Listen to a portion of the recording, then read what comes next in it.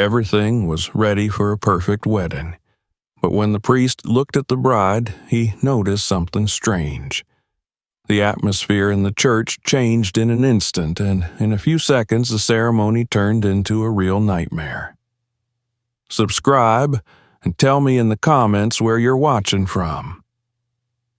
The old church stood proudly in the heart of the southern town, its towering steeple casting long shadows as the afternoon sun streamed through the intricate stained glass windows. The warm hues of red, blue, and gold painted the polished wooden pews where friends and family had gathered in anticipation. A hushed excitement filled the air, murmured conversations and quiet laughter echoing beneath the high arched ceiling. The scent of fresh roses and polished oak lingered, mingling with the faint trace of incense from an earlier service. At the front of the church, the groom stood in a crisp black suit, his hands clasped before him, his face a portrait of quiet composure. His dark eyes scanned the crowd, briefly settling on familiar faces before shifting toward the grand wooden doors at the far end of the aisle. His chest rose with a measured breath, anticipation flickering beneath his carefully controlled expression.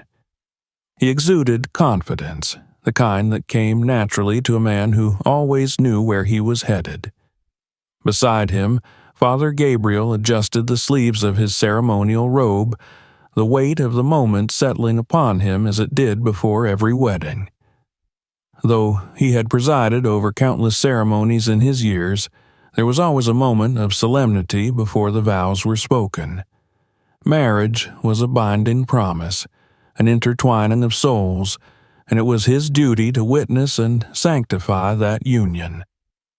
He cast a glance toward the congregation, nodding in quiet acknowledgement of the expectant faces turned toward him. Then the music began. The first strains of the wedding march drifted through the air, and a collective breath was drawn. The grand doors opened, revealing the bride. She was breathtaking, a vision in white, her gown flowing like liquid silk as she took her first step into the aisle. The fabric shimmered in the light, hugging her figure before cascading in soft folds to the floor. A delicate veil framed her face, its sheer fabric doing little to conceal the striking beauty beneath.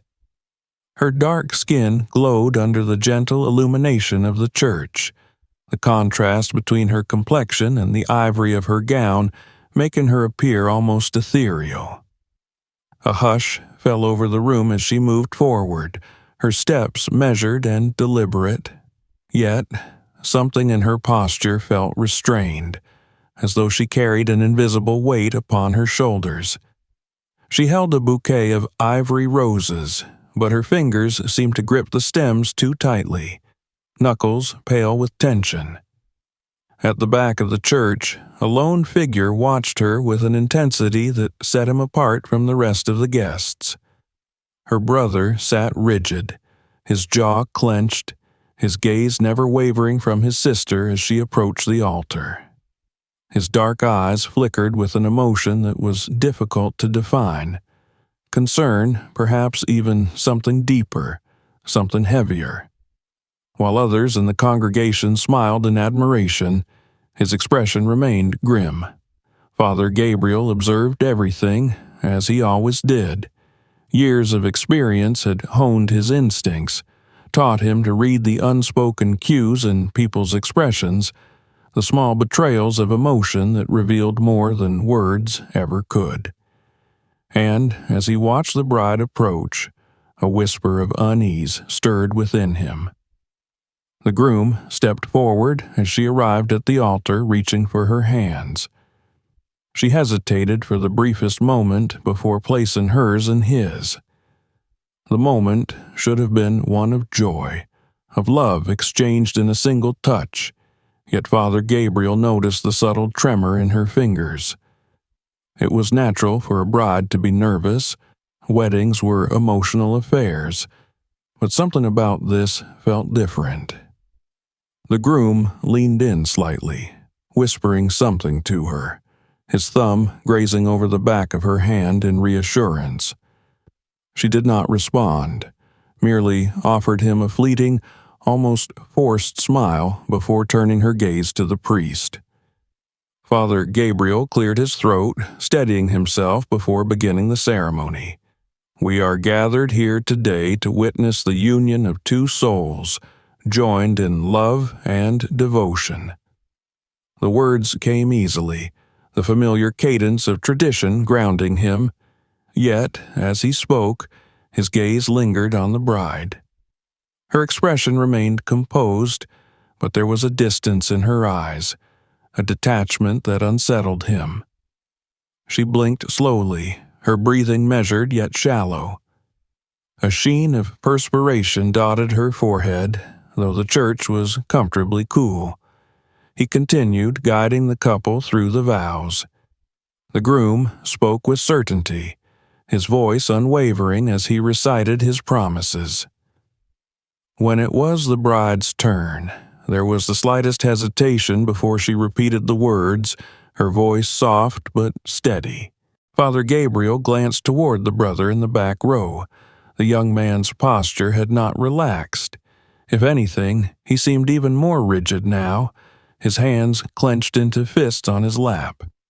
His gaze bore into the groom, his expression unreadable but undeniably tense. Then, as the bride reached for the ring, something changed. A small misstep, a sway in her posture. Her fingers trembled as she lifted the delicate band. Her breath hitched audibly, and for the briefest second her vision seemed to blur. Father Gabriel's heart quickened. She took a half step forward, and then her body gave out. The gasp that echoed through the church was sharp, collective. The bride crumpled, her knees buckling, her hands slipping from the groom's grasp as she collapsed. The room erupted into chaos. The groom dropped to his knees beside her, panic flashing in his eyes as he called her name. Guests surged forward, voices overlapping in alarm. Father Gabriel reacted on instinct, stepping down from the altar and moving swiftly toward her. The brother was already pushing his way through the pews, his face dark with something deeper than shock. The bride lay motionless, her head resting on the groom's lap, her breathing shallow and uneven. Her bouquet had fallen to the floor, white petals scattered against the stone tiles. Father Gabriel knelt beside her, pressing 2 fingers to the side of her neck. Her pulse was weak, too weak. A sinking feeling settled in his gut. "She needs help," he said, his voice carrying over the clamor. "Now." A guest fumbled for their phone, dialing emergency services. The groom's hands hovered over her face, helpless, as though afraid to touch her. The brother reached them, his breath ragged, his eyes darting over his sister's unconscious form. Then he looked up at the groom. For a single moment, the world seemed to slow. The look that passed between them was not one of shared concern. It was something else entirely. Suspicion.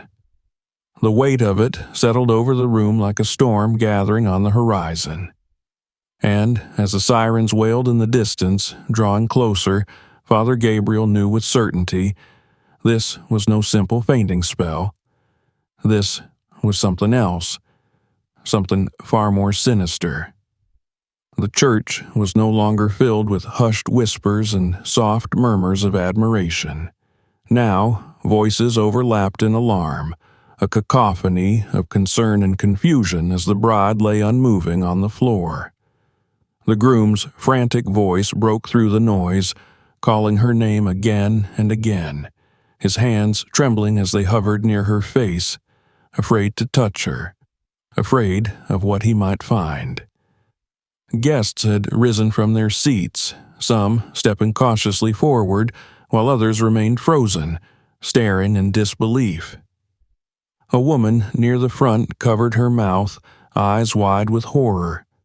Another reached for her husband's arm, gripping it as if she too might collapse from the sudden tension in the air. Father Gabriel barely heard them. His focus was entirely on the bride. He knelt beside her, his fingers pressed against her throat, feeling for a pulse. It was there, weak, fluttering, but there. His mind worked quickly, assessing the situation. The way she had swayed before she fell, the way her body had gone completely limp. It wasn't just nerves. Something was very wrong. The groom turned to him, his face pale with fear. "What's happening? What's wrong with her?" Father Gabriel didn't answer immediately. He glanced up at the brother who stood rigid over them, his jaw clenched, his hands balled into fists at his sides. His eyes never left his sister, but there was something else in his gaze, something more than fear. It was suspicion. The sirens were growing louder, piercing through the heavy silence that had settled over the church. Someone must have called for help immediately, and for that he was grateful. But they would have only minutes before the paramedics arrived. The bride's chest rose and fell unevenly, her breathing shallow. Her skin, something about her skin, looked off. Under the glow of the chandeliers, what had once been a warm, rich complexion now appeared muted, slightly ashen. Father Gabriel frowned, his fingers lightly brushing the back of her hand. Her skin was cool. Not just cool, but slightly clammy, despite the temperature inside the church being comfortable. Then he saw it. Her fingers. A faint bluish tint at the edges, just beneath her nails. His breath caught in his throat. It was subtle, almost unnoticeable, but it was there. His mind raced. He had seen this before, years ago, in a very different setting. His past training surfaced, unbidden, memories rushing back of a time when he had been a young man working at a medical outreach program. He had seen cases of oxygen deprivation before, of poisoning, of bodies shutting down slowly from substances they weren't meant to handle. The signs were all here. The pallor, the sweat, the weak pulse, the unsteady breathing, the blue tint to her extremities.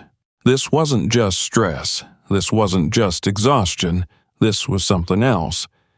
He exhaled, steadying himself, his voice, though quiet, cut through the noise. "She needs medical attention immediately. Get those doors open for the paramedics." The ushers, jolted into action, rushed toward the grand wooden doors, pulling them wide. A rush of cooler air swept into the church, stirring the heavy tension that hung over the guests. The groom ran a hand through his hair, his panic mounting. "She was fine this morning. I don't understand." "Has she been feeling unwell?" Father Gabriel asked, his tone calm but firm. "Did she say anything about dizziness, nausea, trouble breathing?" The groom shook his head, but there was hesitation in his expression as if doubt was creeping in. He turned toward the brother, who was still watching them closely. The brother's voice, when it came, was low and measured. "She didn't say anything. But last night, she seemed off." Father Gabriel's eyes flickered toward him. Off how? A muscle in the young man's jaw twitched. "She was tired, more than usual. She said she had a headache and that she wanted to sleep early." The groom straightened. "She told me she was just nervous about today." The brother's gaze snapped to him sharp and unyielding. Maybe she was, or maybe there was another reason. A heavy silence settled between them. Then the paramedics burst through the doors. A team of 3 moved swiftly, carrying equipment, their expressions focused. They knelt beside the bride, checking her vitals with practiced efficiency. One of them pulled out an oxygen mask, gently fitting it over her face.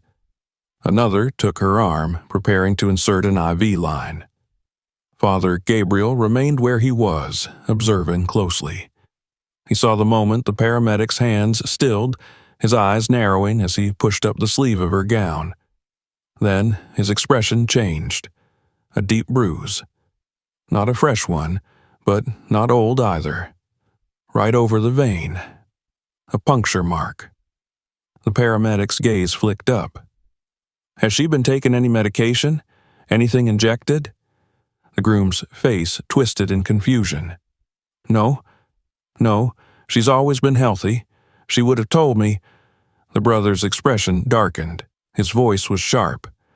Check the other arm. The paramedic hesitated, then gently lifted the opposite sleeve. Another mark, another faint bruise, as if from a needle. The groom's breathing hitched. That doesn't make sense. The lead paramedic pulled a small flashlight from his kit, carefully opening the bride's eyes. He swore under his breath. Then, in a clipped tone, he turned to his team. Pupils are pinpoint. Possible opioid overdose. We need Narcan. The words hit the room like a gunshot.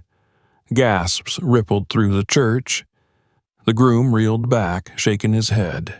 No, that's impossible. She wouldn't. Father Gabriel's mouth pressed into a thin line. His mind was already working through the implications, through the possibilities. This wasn't recreational drug use.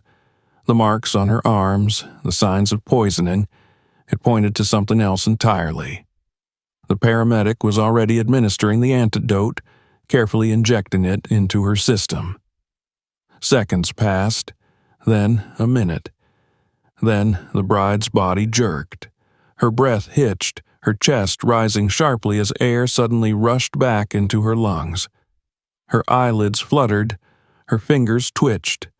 Then she gasped.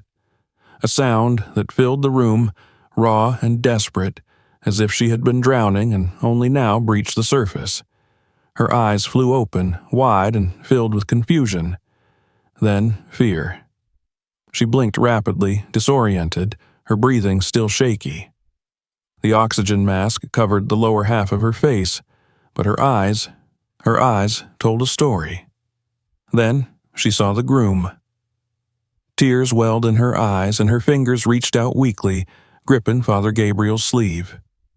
Her voice was barely a whisper, but the words cut through the silence like a blade. He tried to kill me. A stunned stillness overtook the room. The groom froze, his face draining of all color. What? The bride swallowed, her body still weak, her hands trembling. Last night. Her voice was hoarse, broken.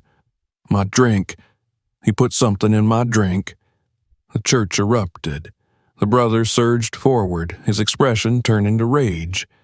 Guests murmured in disbelief, shock rippling through them. The groom shook his head violently, his voice cracking with panic.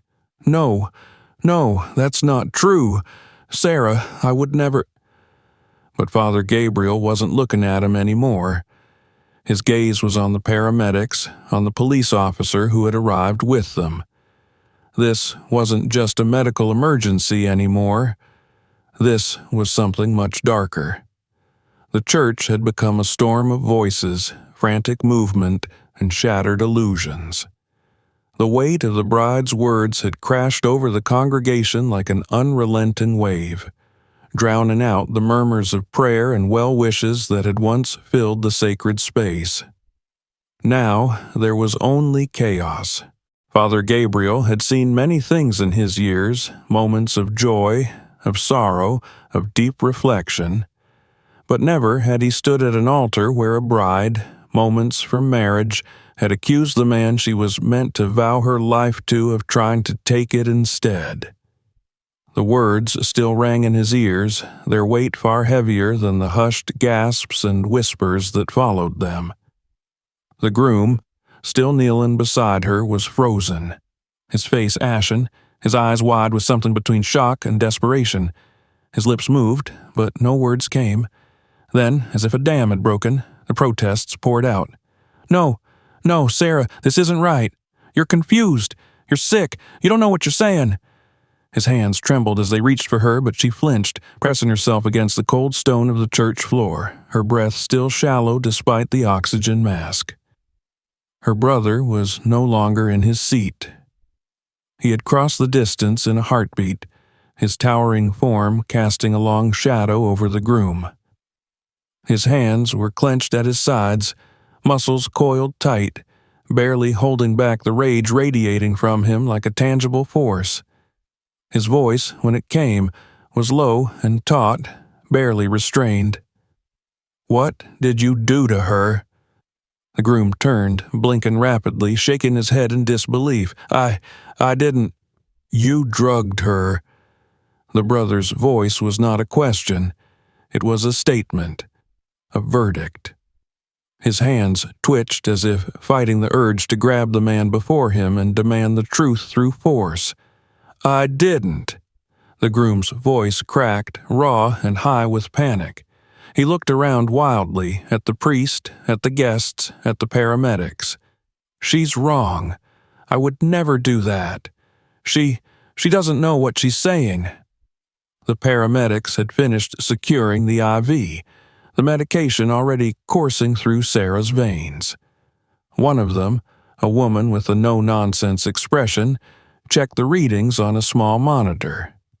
"She's stabilizing," she muttered to her colleague, but her voice was tight. Her gaze flickered over Sarah's arms, her jaw setting at the sight of the faint bruises from the injection sites. She exchanged a glance with the officer who had arrived, a man in uniform who had been watching the scene unfold with a scrutinizing stare. Father Gabriel stepped forward, his presence quiet but commanding. "I think we need to let the professionals do their job," he said, his voice level but firm. The officer moved in, gesturing for space. "Sir," he addressed the groom, "I'm going to need you to step away while we speak to her." The groom's breath hitched. No, I need to talk to her. I said step back." The officer's tone left no room for argument. With a visible effort, the groom forced himself to his feet, stumbling slightly as he moved away from Sarah. He turned, searching the crowd, as if someone else might step in, someone who could confirm that this was all some kind of mistake. But no one did. The guests were whispering, faces a mixture of shock, confusion, and dawning horror. The beautiful wedding they had come to witness had unraveled into something grotesque. The mother of the groom had a hand pressed to her mouth, her face drained of color. His father stood rigid, his jaw clenched so tightly that the muscles ticked. Sarah stirred, her fingers weakly gripping the edge of the altar cloth. Her head swam, a dull ache pressing behind her eyes. She blinked, her vision blurry but clearing. The oxygen mask felt cool against her skin, a lifeline pulling her back from the suffocating darkness she had teetered on the edge of. She turned her gaze toward her brother. Last night, the glass of wine, the way her limbs had felt heavy, her thoughts sluggish. She had barely made it to her bed before darkness swallowed her whole. The brother, as if reading her thoughts, crouched beside her, his fingers curling over her forearm, grounding her. His eyes searched hers. "Sarah," he said quietly, "do you remember?" A shiver crawled up her spine.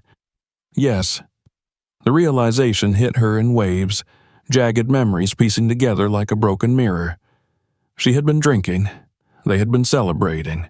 But she hadn't had that much. Just a single glass. A single glass. She swallowed. Her voice was still hoarse, but it carried certainty. "It was my drink."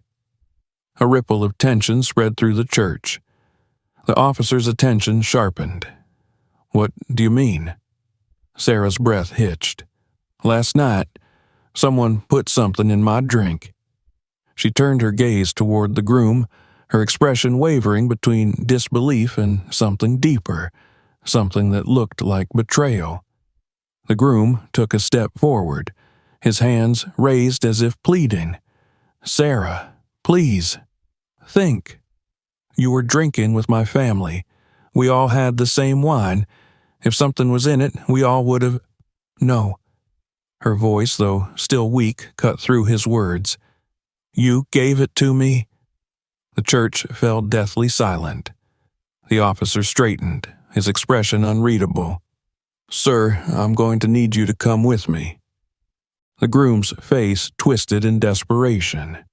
"You're not serious. You're being brought in for questioning." The officer's stance was firm, immovable. The groom's father stepped forward. "This is ridiculous. My son is not a criminal." "Nobody is under arrest," the officer replied evenly. "Yet, but we have enough reason to investigate." For a long moment, the groom stood there, his breathing heavy, his entire world unraveling around him. Then, as if something in him snapped, his expression changed. Not fear, not confusion, something closer to realization. He turned, too quickly. There, at the edge of the pews, a figure was slipping towards the back of the church, trying to move unnoticed. Jason, the best man. Father Gabriel saw him just as Sarah inhaled sharply, a sudden jolt of recognition lighting in her eyes. Jason. He had been there last night. He had handed her the wine. The groom hadn't given it to her. Jason had. Before she could form the words, before the thought could fully solidify in her mind, Jason bolted. A single second of stunned silence followed. Then the officer barked, "Stop him!" Jason shoved past the guests, knocking over chairs in his desperate attempt to flee. He nearly made it. Father Gabriel moved faster than anyone expected, his hands gripping the heavy brass candle holder from the altar. He barely hesitated before hurling it forward. It struck Jason's leg just as he reached the doors. With a strangled yell, Jason stumbled, his foot catching against the uneven stone step. His momentum sent him crashing forward, slamming into the wooden doors with enough force to rattle the stained glass. The officer was on him in seconds, yanking his arms behind his back and locking the handcuffs around his wrists. Jason struggled, his breath ragged, but it was over. Sarah's brother exhaled sharply, his shoulders dropping, as if the tension that had gripped him for the last 24 hours had suddenly lost its hold. The church was still, the weight of the truth settling over them all like dust after a storm. Father Gabriel met Sarah's gaze. Her lips parted. Her voice, though still fragile, carried the final blow. "It wasn't him," she whispered, her eyes locked onto the man who had once been her fiance. It was Jason. And just like that, everything changed again. The weight of Sarah's words settled over the church like a suffocating fog. The murmurs of disbelief, the whispers of confusion, and the distant, uneven breaths of the groom all seemed to slow, as if time itself had stilled in the wake of her revelation. Jason, now pinned to the floor beneath the officer's firm grip, ceased his struggles, his breath heavy and ragged.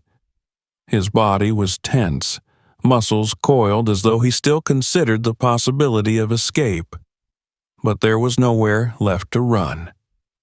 The groom, who had been reeling only moments ago from the accusation Sarah had thrown at him, turned toward his supposed best friend with a look of disbelief so raw it bordered on heartbreak. The transition in his expression was slow, the realization creeping over him like the first shadow of a coming storm. "You," he finally breathed, his voice barely more than a whisper. Jason remained silent, his head bowed, his breath coming in short, sharp bursts as he processed his failure. Sarah, still weak, her body trembling from the aftershocks of whatever had been in her system, clutched at her brother's arm, as though grounding herself in his presence. The memory was clearer now, no longer shrouded in the haze of unconsciousness. The bitter taste of the wine still lingered on her tongue in the depths of her mind, and now, with the pieces fallen into place, she could see it all. Jason had handed her the glass. Jason had watched her drink. Jason had smiled at her, said something charming and casual, as if there was nothing amiss, as if he wasn't in the process of sealing her fate. The officer yanked Jason to his feet, gripping him by the wrists. The cuffs clinked as the metal bit into his skin. Jason winced, but the pain barely seemed to register. His expression remained unreadable, but there was something flickering in his eyes, something shifting beneath the surface of his otherwise still face. Why? The groom's voice broke, disbelief and something dangerously close to anger lacing every syllable. Why would you do this? Jason lifted his head then, and his lips curled into something that almost resembled a smirk, but there was no humor in it. It was bitter, filled with something far uglier than remorse. His eyes met the groom's, and for the first time since his capture, he spoke. "You were never supposed to marry her." The words landed with the weight of a hammer, shattering the fragile remains of whatever illusion still clung to the room. Sarah inhaled sharply, her fingers tightening around her brother's sleeve. The groom's face twisted as if trying to process a language he had never heard before. The guest, still standing in shocked silence, barely dared to breathe. Father Gabriel, who had remained silent, watching, observing, took a slow step forward. There was a quiet intensity in his gaze, the sharp awareness of a man who had witnessed too much in his lifetime to be truly surprised by human nature, but who still found himself unsettled by the darkness it could hold. Jason chuckled, shaking his head as though all of this was some kind of tragic joke. "You were too blind to see it, Mark."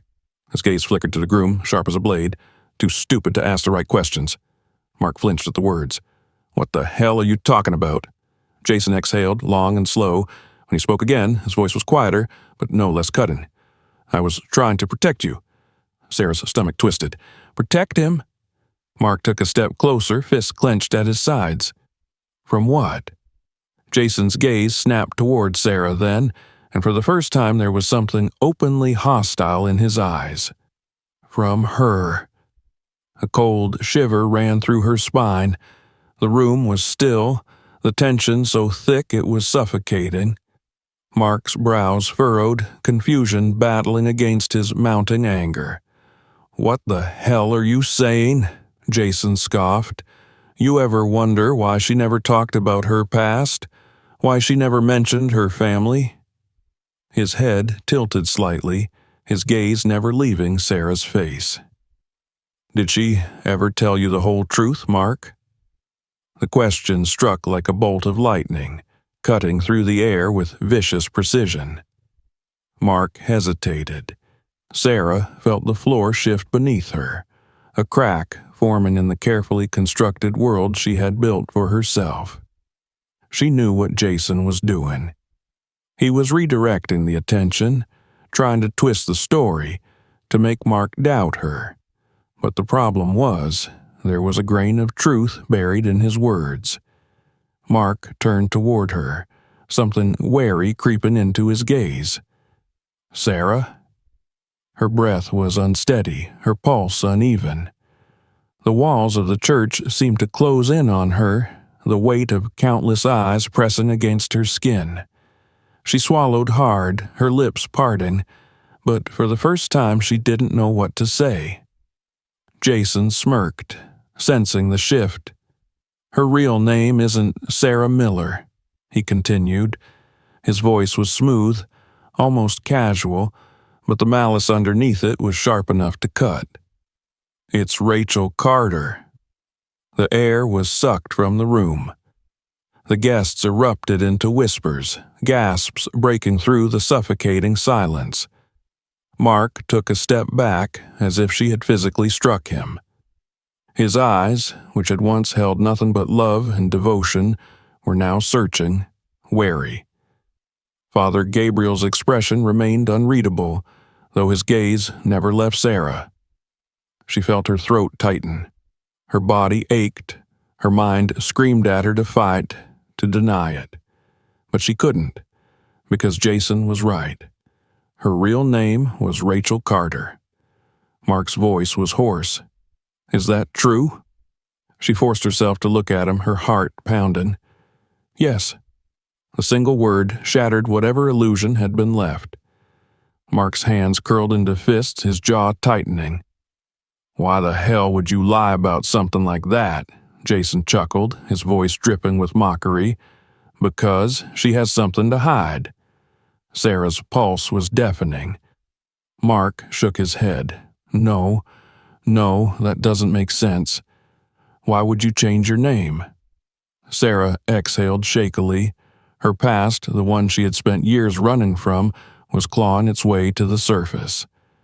There was no point in trying to bury it any longer. She met Mark's gaze, her voice barely above a whisper. "Because I was engaged before." Jason smirked. "Tell him the rest." Her hands trembled, and he disappeared. Another round of shocked murmurs spread through the crowd. Mark's face was unreadable. "Disappeared?" Jason leaned forward, his smirk widening. "Vanished, without a trace? And the last person to see him?" His eyes darkened. "Was her." The words settled over the church like a death sentence. Sarah's vision blurred at the edges, her heartbeat thunderous in her ears. She saw the doubt flicker across Mark's face, the war within him. But then she found her voice. "I didn't kill him," she whispered. "I swear." Jason let out a slow, mocking breath. "Convenient." Sarah turned back to Mark, her voice cracking. "I was running for my life." Mark hesitated. He searched her face, looking for something, anything, that could tell him what to believe. Jason had wanted to protect him from her, but Sarah had been protecting herself from someone else all along. And now, as the weight of the truth settled over them all, the question remained. Had she really escaped her past, or was it finally coming back for her? Sarah felt the world tilting around her, everything she had built for herself cracking beneath the weight of the past. The name Jason had thrown into the air, Rachel Carter, hung over the church like an unshakable storm cloud, and she could feel the way people were looking at her differently now. Before, she had been a victim, a bride poisoned at the altar. Now she was something else, a woman with secrets, a woman who had been running, a woman who had lied. Mark hadn't moved from where he stood, but something in his posture had shifted. The warmth in his gaze was gone, replaced with a guarded skepticism. He had never looked at her like that before. It made something deep in her chest clench painfully. She opened her mouth, but before she could speak, a sharp pang shot through her skull. The effects of whatever had been in her system were still lingering, but there was something else too. Memories pushing to the surface, fragments slipping through the cracks of her carefully constructed reality. She felt her breath quicken, the sound of the church fading into the background. The air smelled different, not of polished oak and incense, but of cheap wine and fresh-cut flowers. The light was dimmer, yellowed by the glow of a hotel lamp. She could hear the faint hum of a jazz record spinning somewhere in the background, the smooth melody a stark contrast to the uneasy feeling curling in her stomach. It had been the night before the wedding. She had been in her hotel suite, sitting on the edge of the bed, still in her dress from the rehearsal dinner. She remembered feeling lightheaded, her limbs unusually heavy, but she had brushed it off as exhaustion. Mark had been downstairs, talking with his parents. Jason had knocked on her door. The memory sharpened. She could see him standing there, a bottle of wine in one hand, 2 glasses in the other. His smile had been easy, familiar. "You should have one last drink as a single woman," he had said, pouring the deep red liquid into the glass. She had hesitated at first, but he had laughed. nudging the glass toward her. "Come on, just one. For luck." She had taken it. The moment the first sip touched her tongue, she had known something was wrong. The taste had been off, metallic, bitter beneath the rich flavor of the wine. But before she could react, the dizziness had set in. Her vision blurred, her body sinking back onto the bed. Jason had been there, standing over her, watching. The memory fractured there, splintering into nothingness. Sarah gasped, her body jolting as she was pulled back into the present. The church came rushing back in a blur of color and sound. Mark, her brother, Father Gabriel, the officer standing by Jason, watching him carefully. The way the guests were still murmuring, waiting for the next piece of the story to fall into place. Her heart pounded as she looked up at Jason, at the smug curve of his mouth, at the satisfaction in his eyes. He thought he had won, but he hadn't counted on her remembering. "You were in my room," she whispered, her voice still hoarse but filled with certainty now. Jason's smirk faltered. Sarah pressed on, ignoring the way her head spun, ignoring the way Mark was still looking at her as though he didn't know who she was anymore. "You brought me wine," she said, her voice growing stronger. "You stood there and watched me drink it. You—" She swallowed, nausea curling in her stomach as the memory of that sickening helplessness washed over her.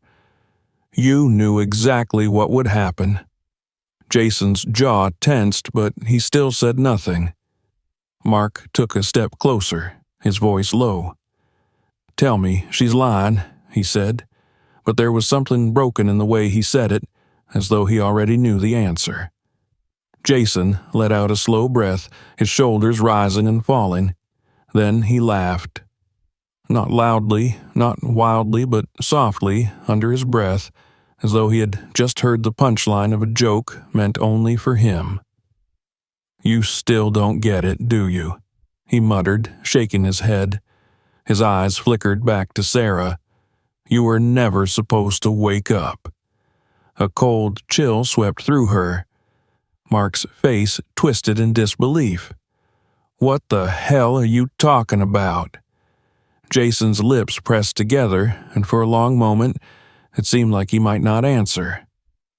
Then, as if something inside him had given way, he exhaled sharply, his body going slack against the officer's grip. "I was doing you a favor," he said finally, turning his gaze back to Mark. Mark's entire body tensed. "A favor?" His voice was barely controlled, rage simmering beneath every syllable. "Drugging my fiance was a favor?" Jason scoffed. "Your fiance?" He gave Sarah a look that sent bile rising in her throat. "That's what you think she is? You really don't know anything about her, do you?" Mark's hands curled into fists at his sides. "I know everything I need to." Jason smiled. "Do you?" His voice was quiet now, almost gentle, and that was somehow worse. "Then tell me, Mark, where is Daniel?" The church fell into an even deeper silence. Sarah felt her breath catch in her throat. Daniel. She hadn't heard that name in years. The guests, already shifting uncomfortably, exchanged confused glances. Even the officer seemed to stiffen at the sudden shift in the conversation. Mark shook his head, his confusion growing. "What?" Jason's smile widened, but there was nothing pleasant about it. "Daniel Carter," he said, his gaze locked on Sarah. "Her first fiance. The man who vanished 5 years ago without a trace." A ripple of murmurs spread through the crowd. Sarah's chest tightened. Mark turned to her, something dangerously close to fear flickering in his expression. "Sarah?" She couldn't breathe. Jason pressed on, his voice almost conversational now. "Did she ever tell you about him?" He tilted his head. "Did she ever tell you what happened?" Sarah forced herself to meet Mark's gaze, but the words caught in her throat. Jason chuckled. She didn't, did she? He turned back to Mark. He disappeared. One day, he was just gone. No body, no leads, no nothing. His smile was slow, deliberate. And guess who the last person to see him alive was? Sarah clenched her jaw. Stop. Jason ignored her. Rachel. Mark flinched at the name, and Sarah felt something inside her break. Jason let the silence stretch between them before delivering the final blow. And now she's Rachel Miller, he mused. How convenient. The weight of his words settled over them all, thick and suffocating. Sarah could feel Mark slipping away from her, the trust between them cracking beneath the weight of something she could no longer control. Jason had given him just enough doubt to question her. And, for the first time since the nightmare had begun, she realized that the past she had tried so desperately to escape had never really been gone. It had been waiting. And now it had finally caught up to her. Sarah's heart pounded against her ribs as the weight of Jason's words settled over the church. The murmurs from the guests had swelled into something louder, a growing wave of suspicion and confusion crashing through the once sacred space. The name Daniel Carter lingered in the air like smoke from a fire that had long been thought extinguished, its embers still smoldering beneath the surface. Mark hadn't moved. He stood motionless, staring at her, his expression unreadable. The warmth that had once been in his eyes was gone, replaced by something far colder. His hands were still at his sides, clenched into fists, his knuckles white. She could see it happening, could feel the moment he began to question everything he had believed about her. She had fought so hard to outrun her past, and now it was here, standing between them. Jason's smirk had faded, but the satisfaction in his gaze remained. He knew what he had done. He had planted the seed of doubt, and he was watching as it took root, as it grew into something that could not be undone. Sarah swallowed hard, her throat dry, her mind racing. She needed to speak. She needed to explain before it was too late. But Mark spoke first. Tell me it's not true. His voice was low, strained, barely more than a whisper, but it cut through the noise like a blade. Sarah opened her mouth, but the words stuck, tangled in her throat. Mark took a step closer, his gaze locked onto hers, searching. Tell me, he repeated, and there was something almost desperate in the way he said it, as if he needed to believe that Jason was lying. But she couldn't lie to him, not anymore. She took a slow, shaky breath, forcing herself to meet his gaze. My real name was Rachel Carter. The reaction was immediate. Gasps rippled through the crowd, a few voices murmuring in disbelief. Even Father Gabriel, who had remained composed through everything, subtly tensed. Mark's face paled, and for a moment she thought he might step back, might physically recoil from her. He didn't. Instead, his jaw clenched, his fists tightening at his sides. And Daniel? Sarah exhaled shakily, the weight of the past pressing down on her like a crushing force. I was engaged to him, she admitted. 5 years ago. The words felt heavy in her mouth, each syllable a confession she had never wanted to make. Jason let out a breathy laugh, shaking his head. Now we're getting somewhere. Sarah ignored him. She focused on Mark, on the way his expression was shifting, flickering between emotions so fast she couldn't place them. She forced herself to continue. Daniel wasn't the man people thought he was. He was controlling, dangerous. Her voice wavered, but she pushed through. He didn't let me have friends. He didn't let me go anywhere without his permission. And when I finally tried to leave, Her breath hitched, her hands curling into fists at her sides. "He tried to kill me." Silence. It was different from the shocked murmurs, the hushed gasps. This was something else entirely. A stillness, heavy and suffocating, pressing against the walls of the church. Mark's expression shifted, his brows furrowing, the anger in his posture faltering. Jason, however, scoffed. "How convenient," he muttered. "No body, no evidence, just you and a story about a dangerous man who conveniently disappeared the moment you decided you wanted out." Sarah snapped her head toward him, her body tensing with something dangerously close to rage.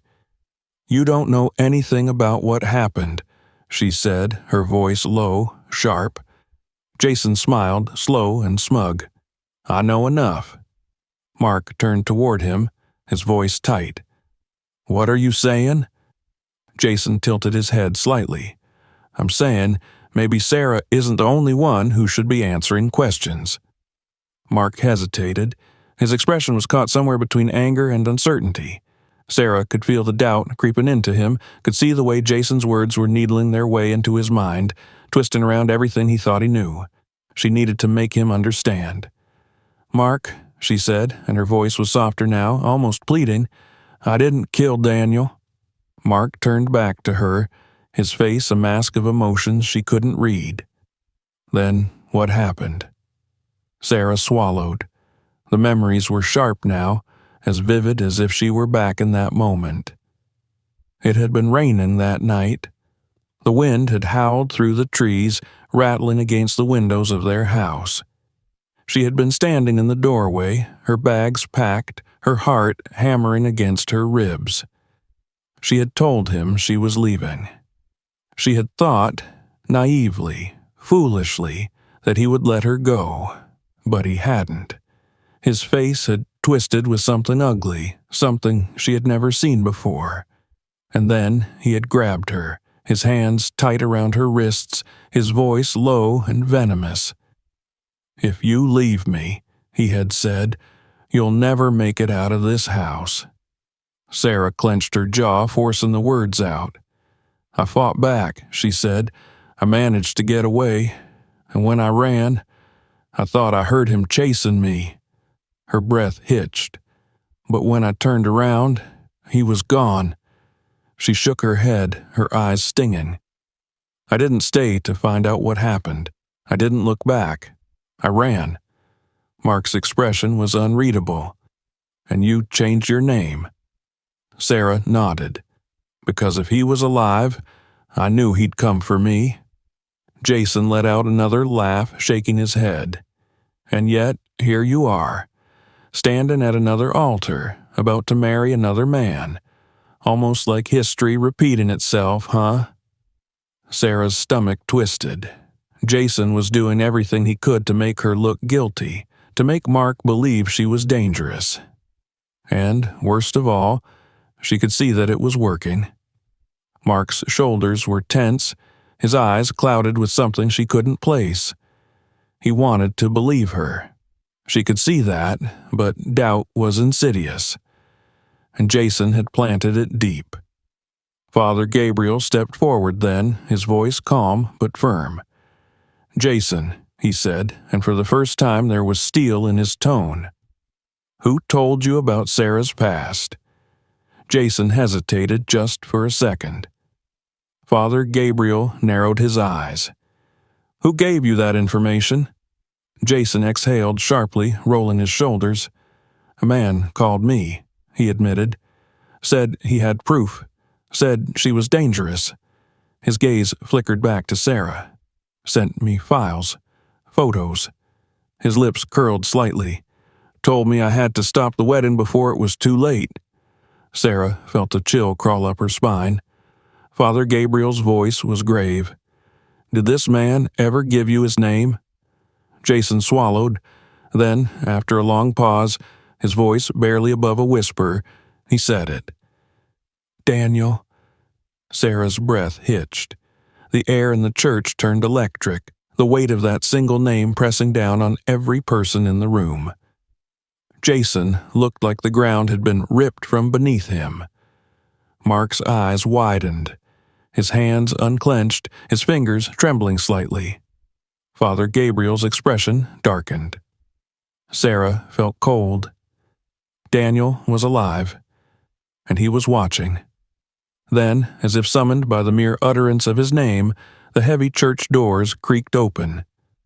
A tall figure stood in the doorway, silhouetted against the bright afternoon light. The murmurs in the crowd turned into panicked whispers. Sarah's body went rigid. She knew that face. She had spent 5 years running from it. And now, as Daniel Carter stepped forward, a slow smile curling on his lips, she knew with absolute certainty. She hadn't run far enough. The heavy wooden doors groaned on their hinges as they swung open, and the afternoon light poured into the church, casting the figure in the doorway into sharp silhouette. The murmurs of the guests fell away, replaced by an eerie, stunned silence. Even the air in the room seemed to grow thick, heavy with something unspoken, something dangerous. Sarah's breath caught in her throat. Every muscle in her body tensed, instinct screaming at her to run, but she couldn't move, couldn't look away. Daniel Carter stood there, his dark eyes sweeping over the scene before him, the slow, deliberate curve of his lips never faltering. He stepped forward, the click of his polished shoes against the stone floor impossibly loud. His posture was relaxed, casual, as if he were walking into a room full of old friends rather than into the wedding of the woman who had once fled from him. The moment stretched long and unbearable. Jason's body went rigid, his entire demeanor shifting in an instant. A realization flickered across his face, followed by something that looked very much like horror. His mouth opened, but no words came out. Mark took a step back, his gaze darting between Sarah and the man who had just entered. His face was unreadable, but Sarah could see the storm behind his eyes, the way his fingers twitched at his sides as if he didn't know whether to reach for her or pull away. Father Gabriel remained still, but Sarah didn't miss the way his jaw tightened, his sharp gaze taking in every detail of the man who had just walked through his church's doors. The old priest had seen much in his lifetime, but this was different. This was something far darker. The police officer who had arrested Jason shifted his stance, his hand subtly moving toward his holster. He wasn't quite drawing his weapon yet, but the tension in his body said he was ready. Daniel smiled wider. "Well," he said, his voice smooth as glass, carrying easily through the silent church. "I seem to have arrived at an interesting moment." Sarah's stomach twisted. That voice. It was exactly as she remembered, warm on the surface but with something rotten beneath. A voice that had once whispered promises to her in the dark, that had spoken soft words of love before twisting them into something cruel. She forced herself to swallow to find her voice, but when she spoke, it barely sounded like her own. "You're dead." Daniel laughed, a rich, amused sound that sent a shiver down her spine. "Clearly not," he said, spreading his arms slightly. "Though, I suppose I should be flattered you thought so." She could feel the stares of everyone around her, the weight of their questions pressing down on her like a crushing force. She took a step back, shaking her head. No, her voice cracked. "I didn't kill you." Daniel's smile never wavered, but his eyes darkened. "Didn't you?"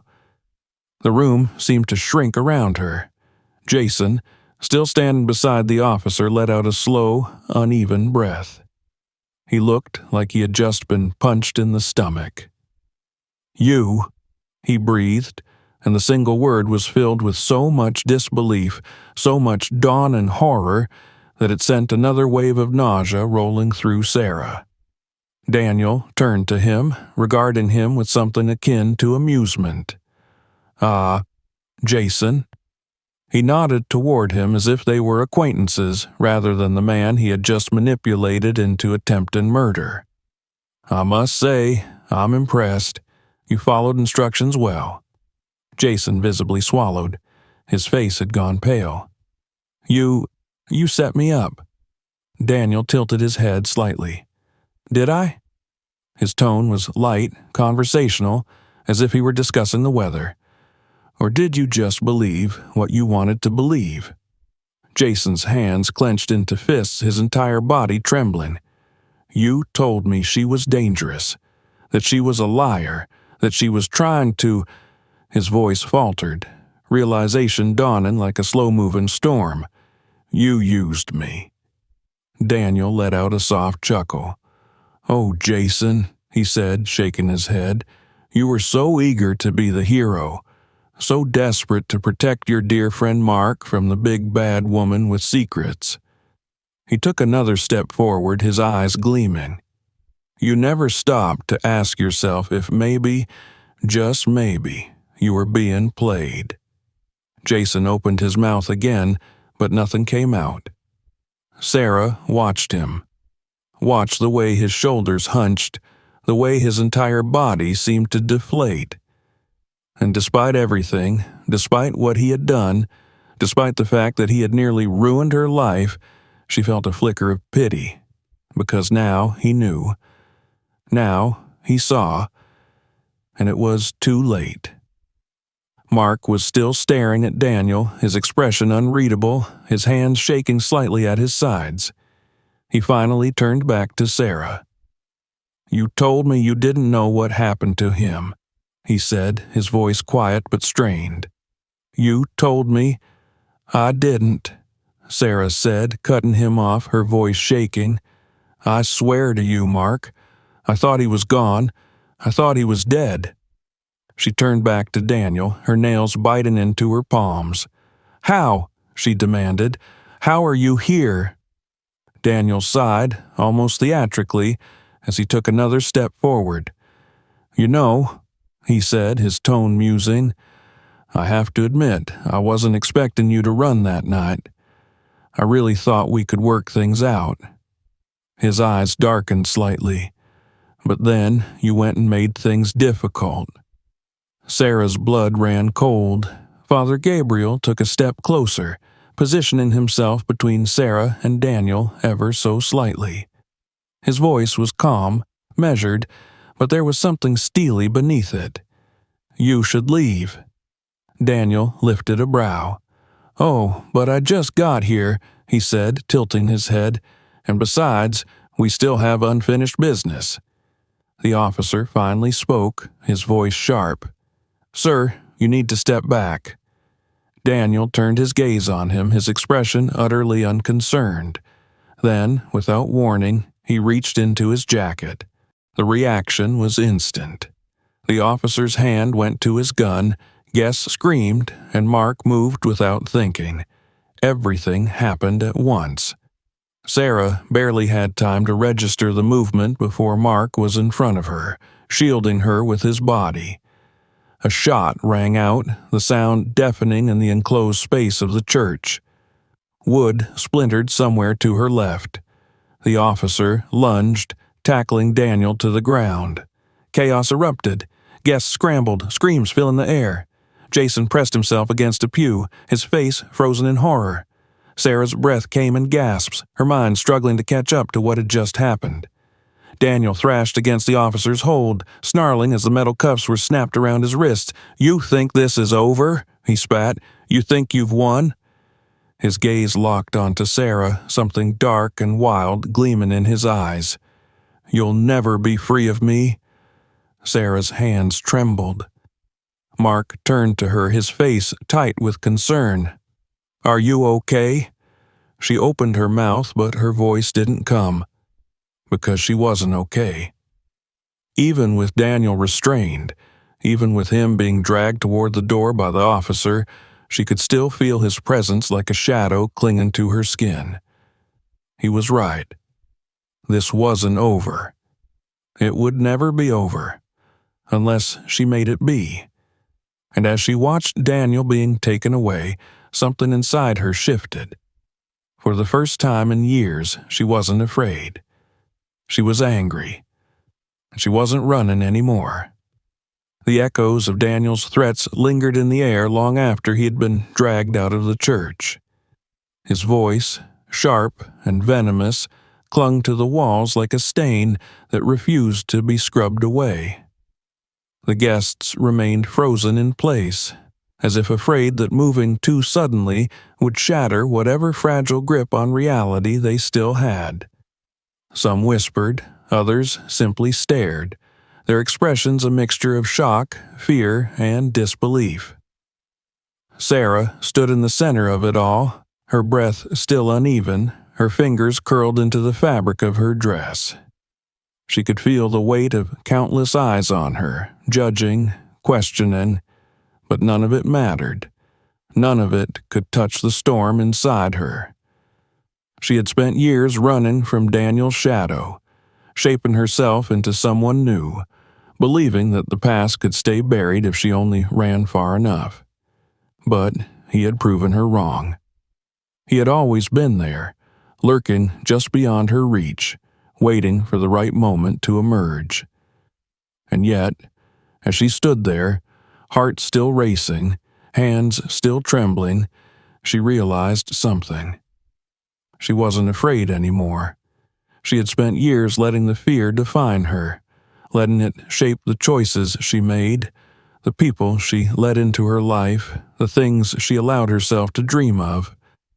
But now, as she watched the doors close behind the officers who had taken Daniel away, she felt something else stirring in her chest, something unfamiliar but powerful. Freedom.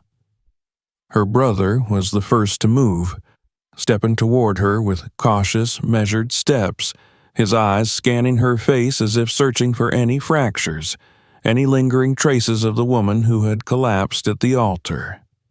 When he reached her, he placed a hand on her shoulder, his grip firm and steady. "He's gone," he said, his voice low but certain.